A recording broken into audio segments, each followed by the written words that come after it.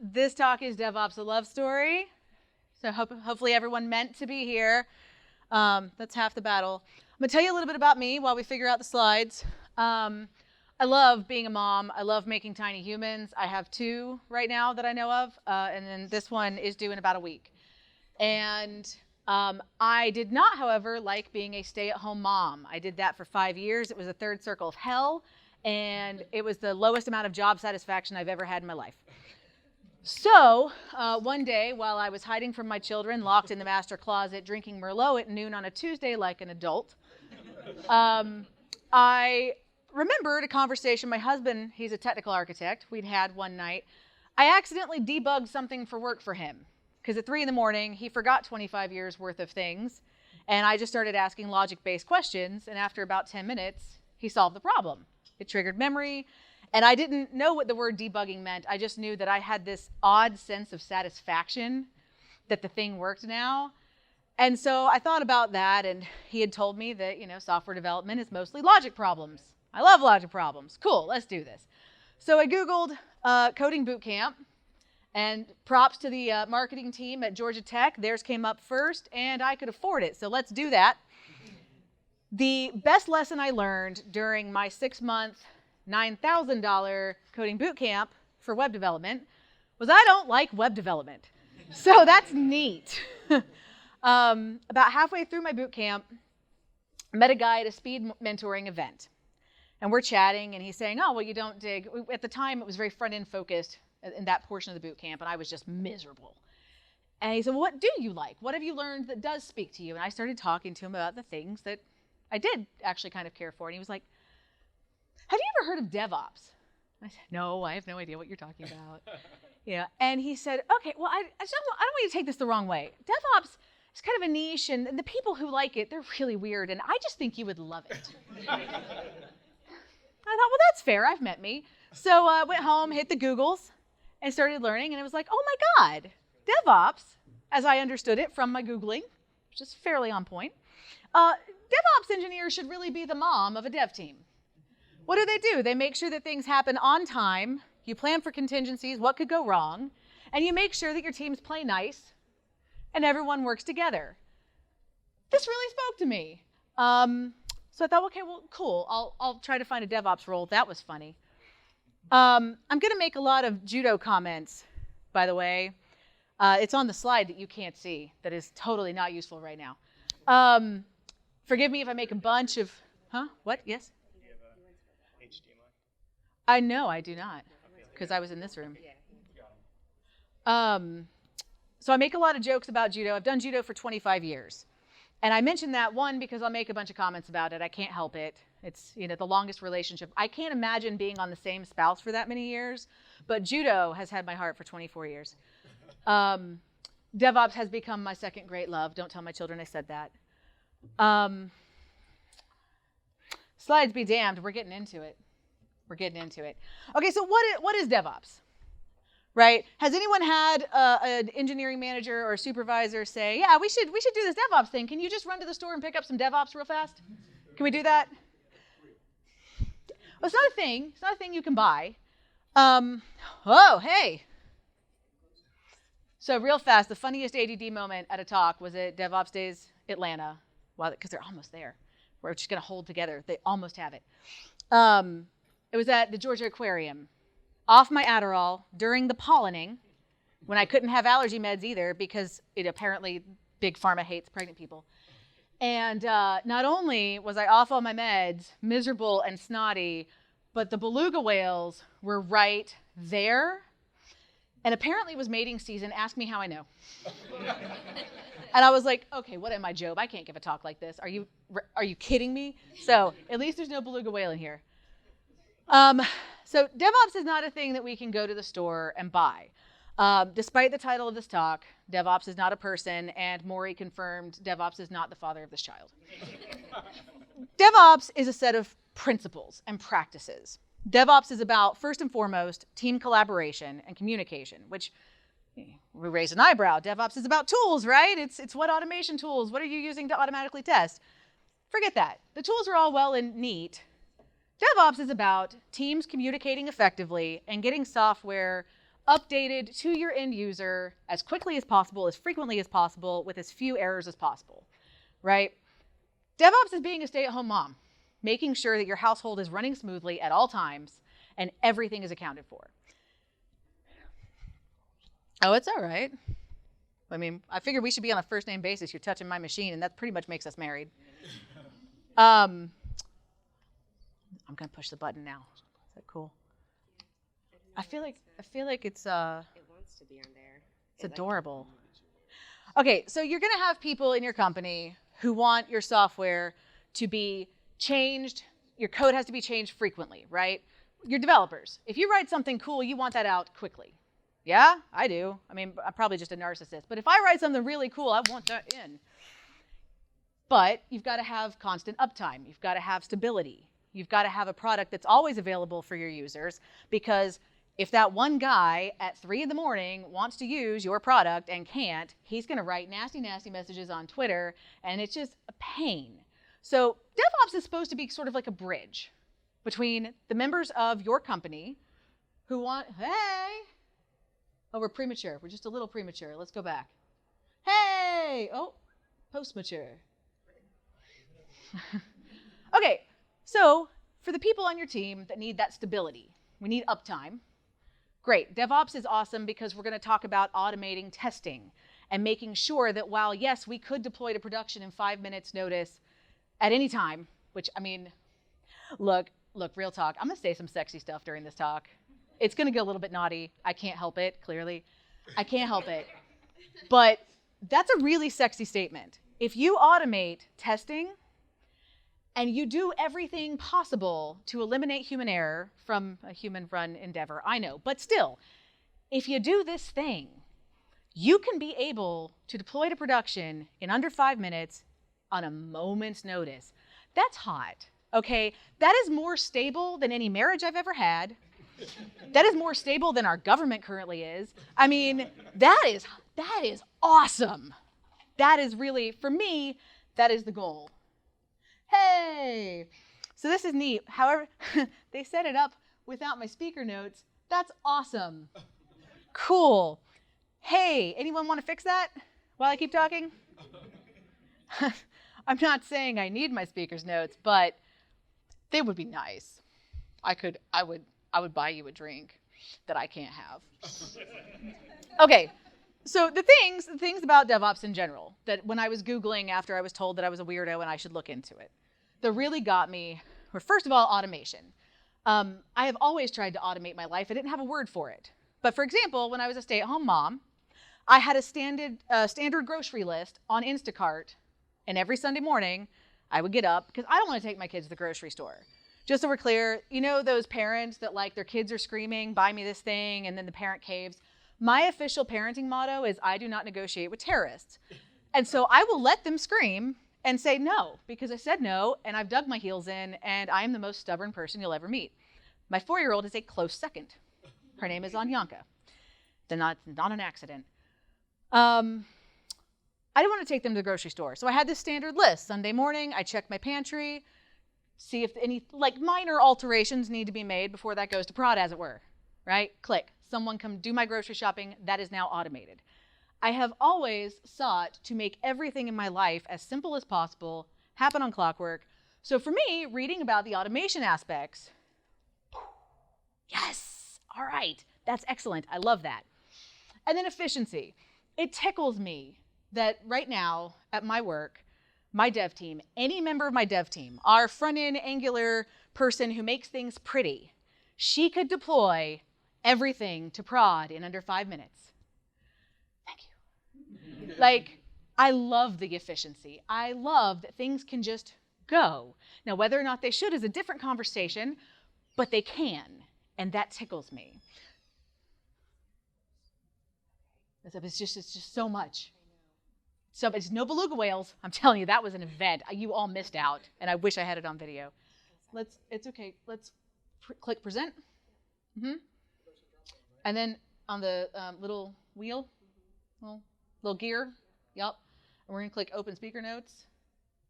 Hope there's no cuss words, and I hope they don't pop up here. I hope they pop up. Yes! Thank you. I'm so sorry. It's okay. I tend to write really offensive things if I'm the only one who can see it. So, yay! That's my secret. I just gave it away. Hey, little known fact about pregnancy number 2. The fetus actively eats your mouth-brain filter from the inside. So, at this point, at 39 weeks, it is gone. It just comes out. It's neat. Got pulled over recently. That did not go well. Okay, so how are we going to DevOps, right? How do we go to the store and pick this up? Collaboration. It's so important. Your product people have to talk to your dev team, have to talk to whoever's in charge of your deployments. Like, everyone has to communicate and be on the same page. Have you ever had a salesperson tell a client that you'll have a new feature done in 2 weeks that you haven't even discussed? Yeah, that's not okay. And as the DevOps mom, someone would be taking over my knee for that. You can't do that. It's not okay. Every single component of your team, not just your developers, not just your product people, not just your salespeople, everyone communicating is how we make this work, right? And then automating all the things. Clearly, someone has to set up your automation. So there is room for massive human error. That is a fact. But once it is tested, once your automation is in place, your life becomes easier. There's less room for error. These are the things we're about to get into, the sort of meat and potatoes of what we're going to talk about. These are the concepts that need to be in the back of your head always.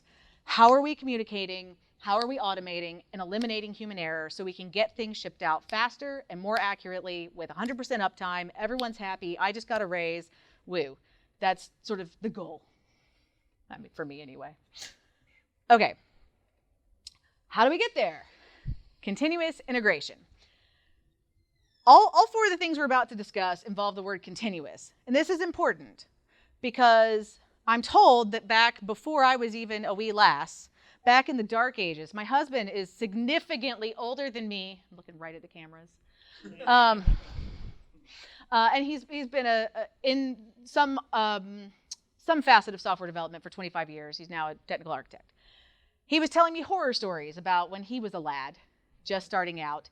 And, code had to be written by developers after being given these long, lengthy, several meetings of product people that weren't even called that back then. I don't even know what the archaic name was.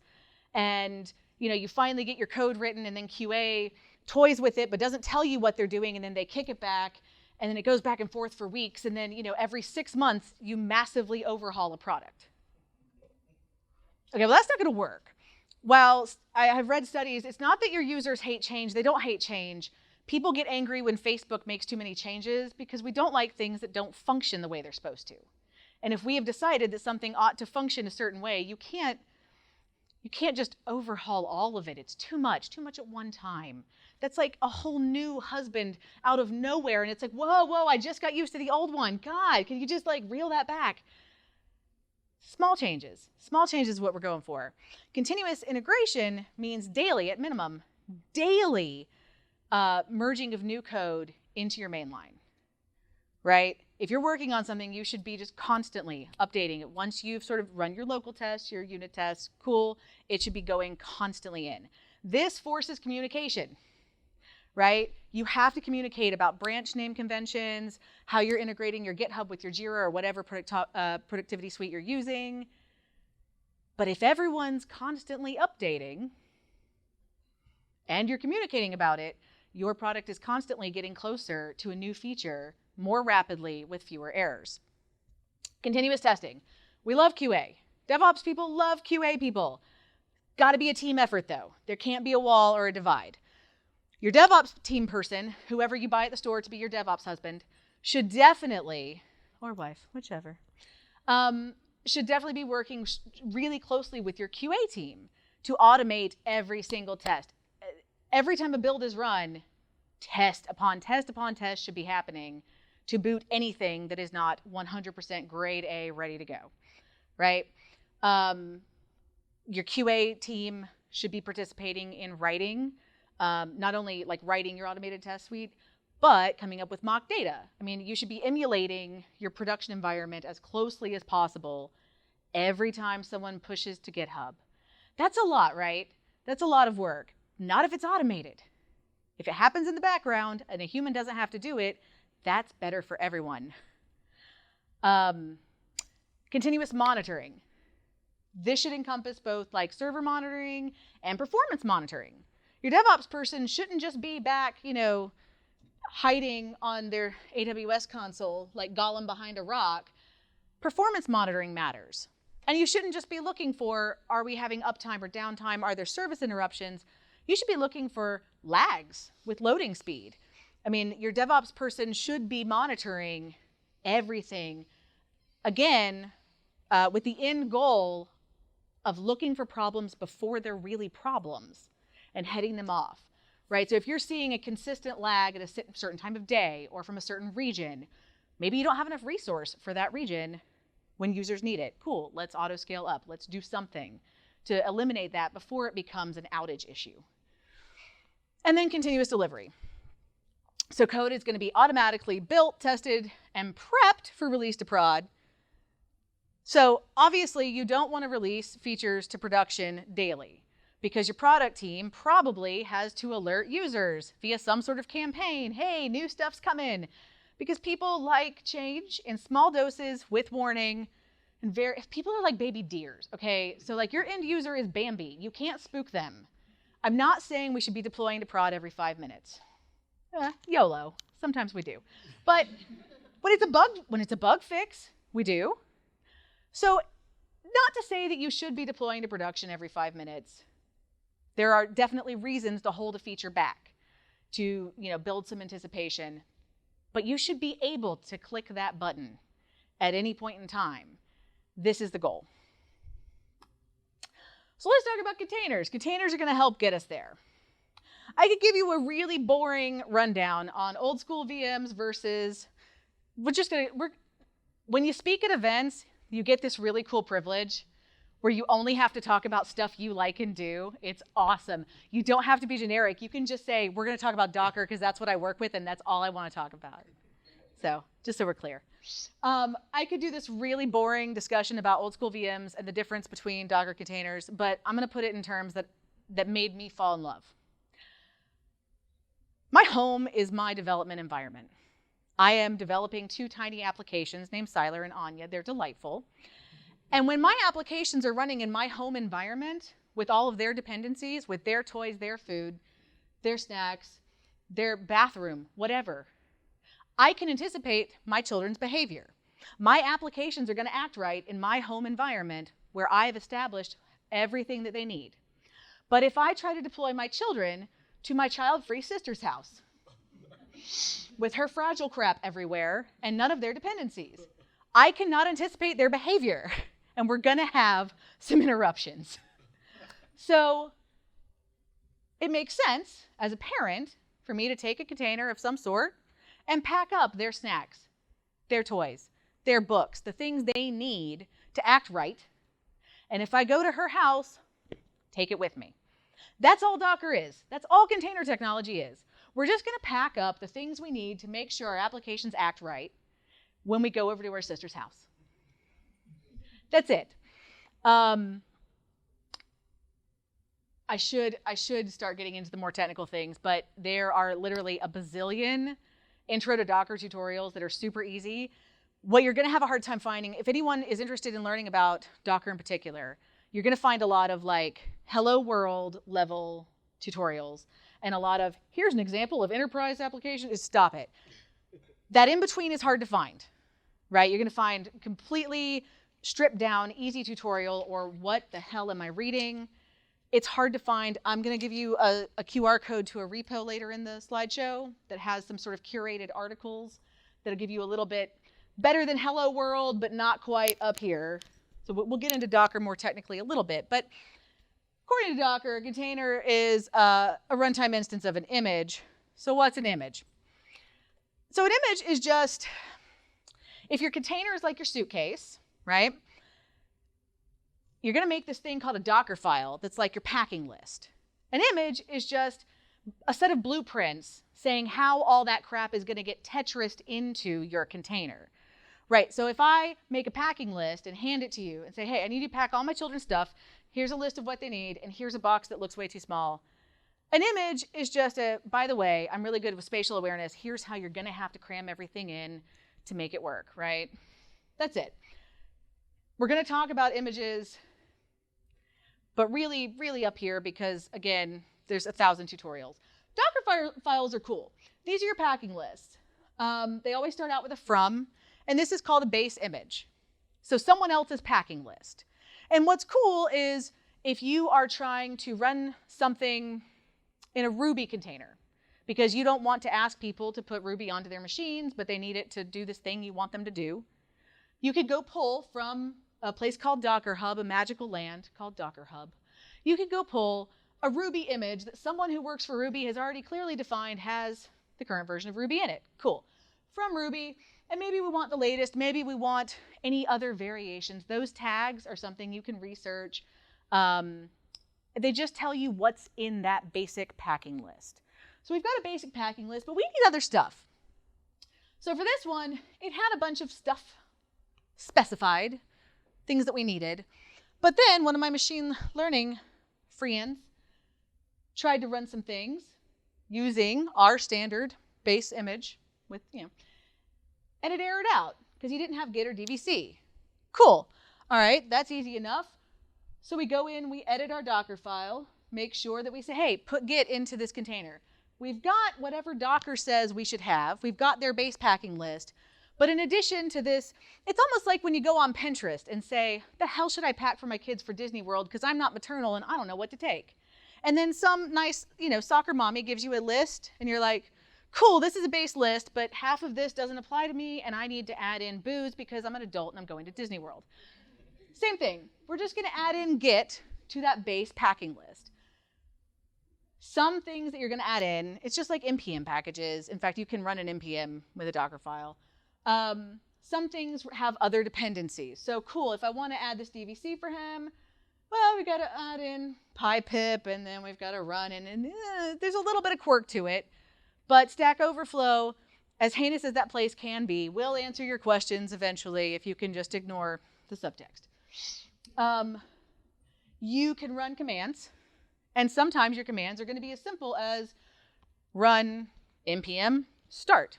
You start your build scripts. But basically, this packing list is going to make the image that will then Tetris all your junk into a handy-dandy container, and you can run your application in it, and it'll act right. Bam.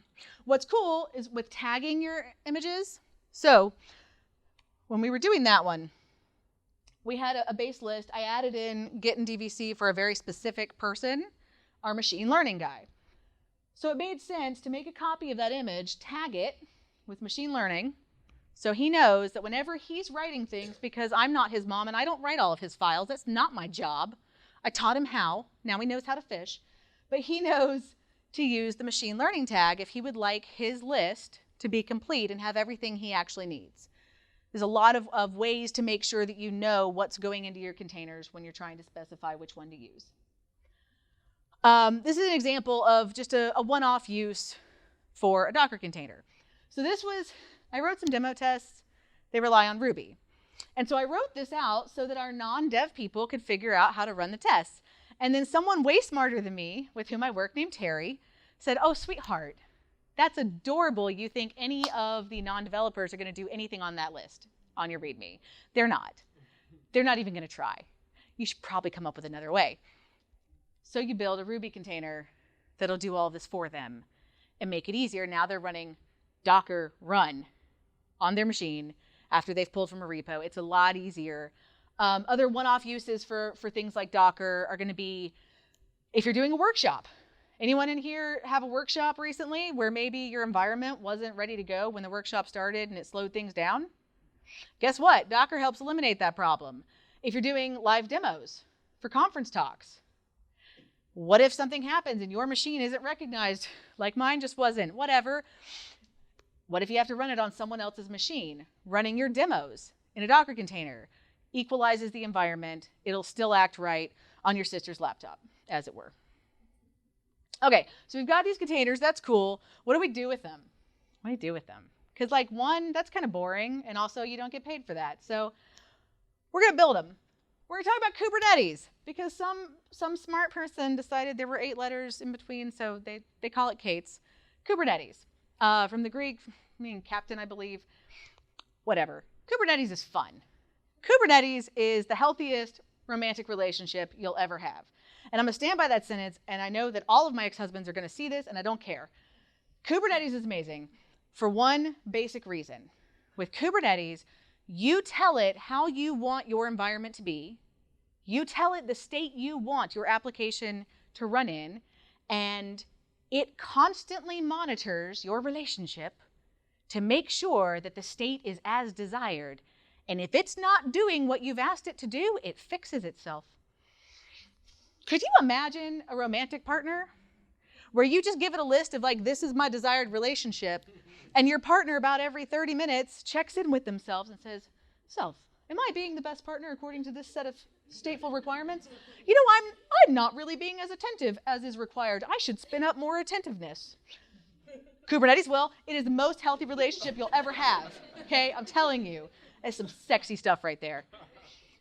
Kubernetes is neat. It does a few things that save you.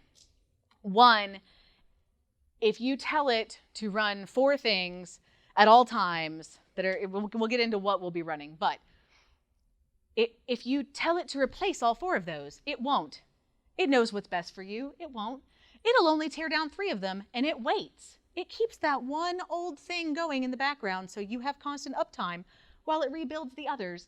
And only once they are deemed good enough for you, because it is the healthiest relationship of your life, only once it's up to snuff for you will it tear down that 4th thing and rebuild.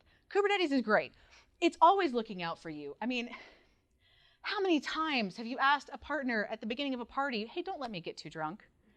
My boss is here. Can you just look out for me? Kubernetes would. It would look out for you. It would be like, hey, you've had enough, sweetheart. You're beautiful. Let's go home. Really. Love Kubernetes. So how does it do this? How does it monitor your relationship, your environment, your state, and make sure that everything's as it ought to be? We're going to talk about deployments. Deployments, fancy word that just means your desired state.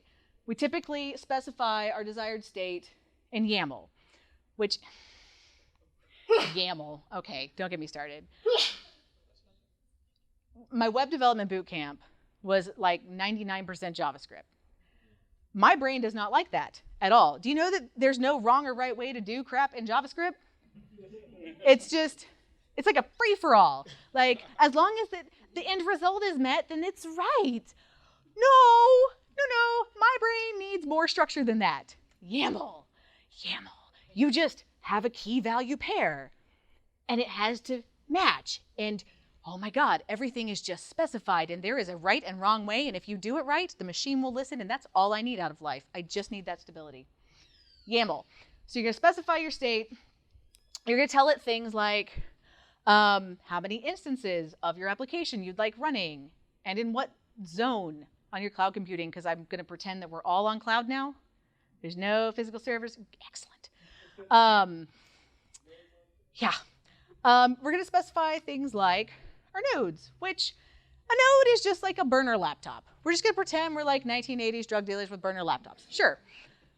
It's just a burner laptop. A node is just a compute instance that we can spin up, do our duplicitous things, and burn it. It's cool. They're replaceable. They're cheap and easy. We love nodes. That's it. That's all we're talking about when we're discussing in the context of Kubernetes. Cool. Clusters. So now we're getting into a cluster of nodes, a group of computers, if you will, compute instances that will all communicate with each other. You've got one that's sort of in charge, and then others that are, just they're workers. They do what they're told. That's cool. These are the things that Kubernetes will keep running even if you tell it not to, because it loves you and it knows what's best, and it doesn't want you to get wasted in front of your boss. It will keep your nodes going. We love Kubernetes. And then, so you can build node pools, and you can specify things like, are we going to auto scale? When we hit a spike in use, are we going to automatically make more of this thing, or are we going to reel it back in? You've got all sorts of options that you can specify about how your compute instances are going to work. And then, thanks Kubernetes, it's really easy to say, hey, can you tell me about my pod? What's a pod? A pod is the basic deployment unit of Kubernetes, right? So we know we had a container. A pod just holds a container and then replicates itself. It just clones itself. So if you show up at your child-free sister's house and all the neighbor kids come over, magically there are containers that have all of their dependencies just right there. It's beautiful. It's auto-scaling magic. I love it because you can just tell it, hey, if there's any like lack of resource, could you just like automatically create me more from this beautiful template I've created? And it's like, yes, ma'am, I would love to do whatever you'd like. It's so hot. It is the best. Kubernetes is the best. Pods can do some cool things. Pods do work. That's all they do. They do whatever processes you need your application to do. They also network with each other in a really interesting way. So within your pods, they're all going to have their own unique IP addresses, and containers within the same pod can actually communicate with each other on their own local host, which I know sounds kind of like, well, why would that matter? It means you can SSH into a pod and see what processes are running. It makes debugging really easy because they're communicating freely. It's beautiful. Which brings me to builds. We've kind of talked about what our containers are, how we're going to orchestrate them. This is where it all comes together, and let's talk about how we're actually going to use these things now. And again, I'm a super selfish speaker. We're going to talk about Jenkins because that's what I use, and I'm going to be honest. Jenkins is not a terribly healthy relationship. I feel a little trapped with him where I work. I can't leave, and he's not going anywhere. So we're in counseling, Jenkins and I. I feel like he's doing the best he knows how. It's not quite good enough. So I'm just going to preface this with, this is not an endorsement of the tool, but I'm going to tell you about the tool because it's what I like to use, so that I get a paycheck. What is pipeline? Pipeline is just a fancy way of saying getting our software from version control to our end users. That's it. That's it. Jenkins is neat because you can tell it to do the darndest things. And it's typically fairly obedient. Now, I struggle with Jenkins because I sometimes think so far outside of the box that the box sort of abstracts away and then I'm just in a field of pancakes alone. Jenkins can't think outside the box. And we've run into problems where I'm on Stack Overflow, like, why can't my Jenkins do this? And then I find myself on the Jenkins internal message boards where they're saying, yeah, that's not an option. It's never going to happen. It's not possible. And I'm like, well, it should be. So we've got issues. You can tell it to do the darndest things, though. And much like we had a Docker file to specify our container images, we've got Jenkins files. These are cool.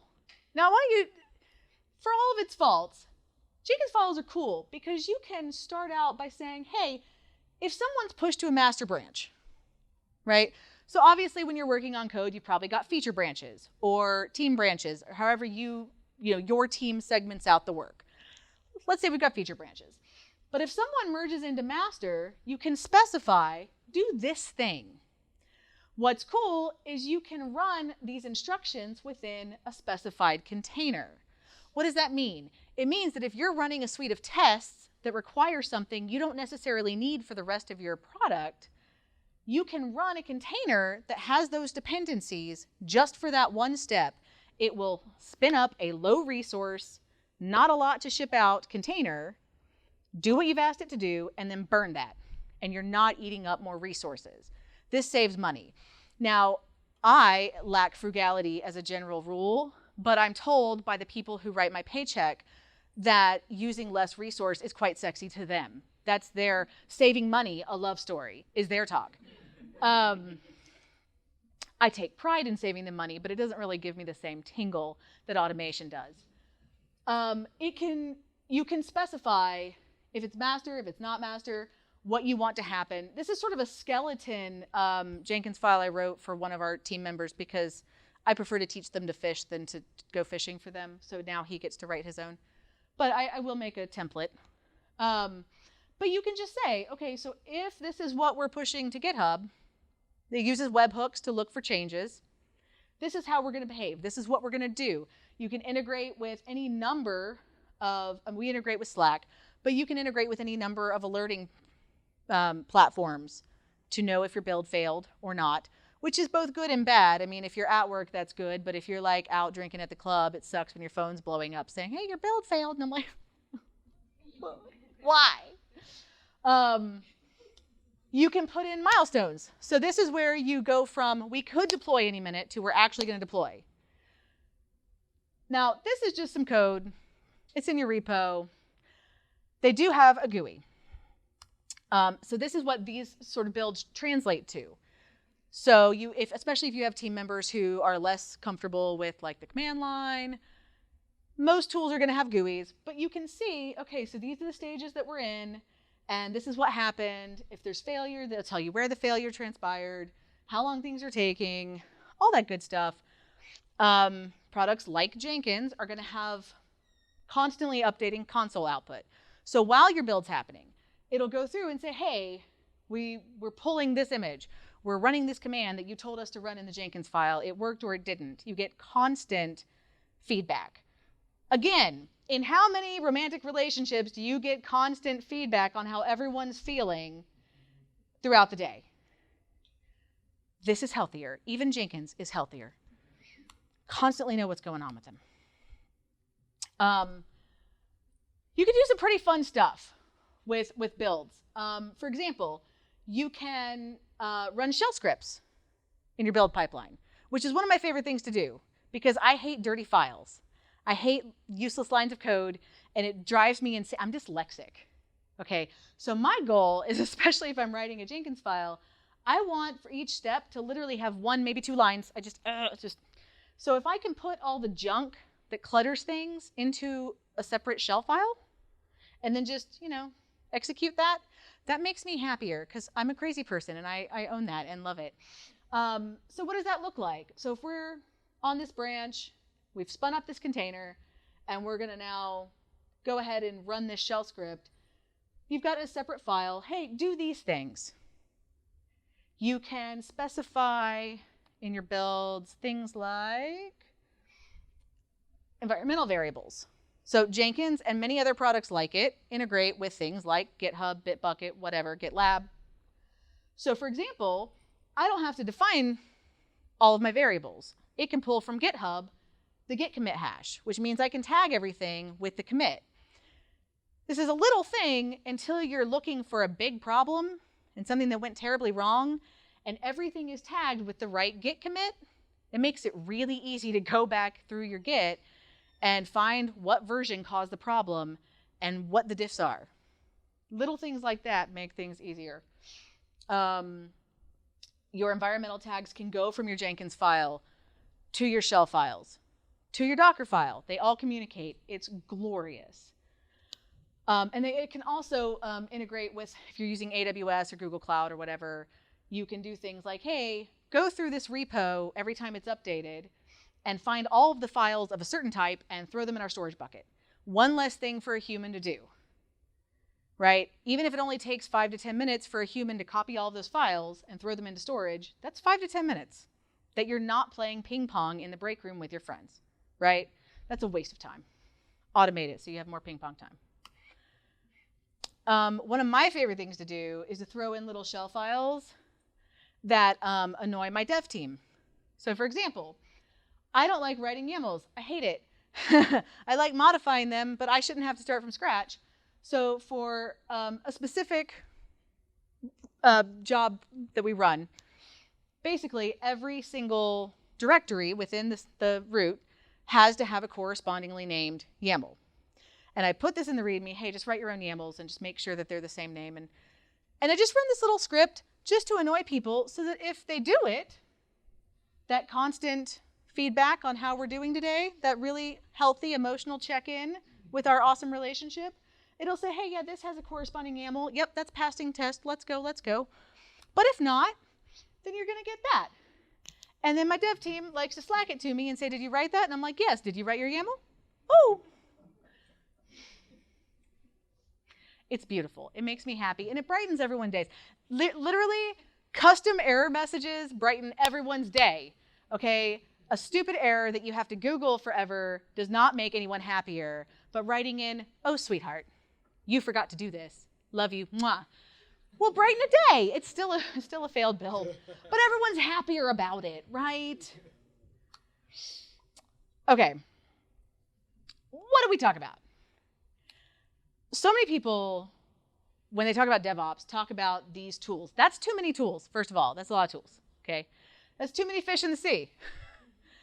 These are not DevOps. These are tools. DevOps is just collaborating, automating, and making sure that your product is constantly updating, constantly adding value for your end user, constantly tested, constantly stable, constantly deployed when it can be, when your product guys aren't like, hit the brakes. But that's all it is. These tools are how we make those things happen. But when people talk about these as being DevOps, you can go to the store and buy these. Hell, you can go to most conferences and be harassed into demoing all of them. Unless you're female-bodied, I gotta tell you, I've been to a few DevOps conferences where they look at me, assume I'm a business analyst, and don't harass me. It's kind of nice. Kind of nice.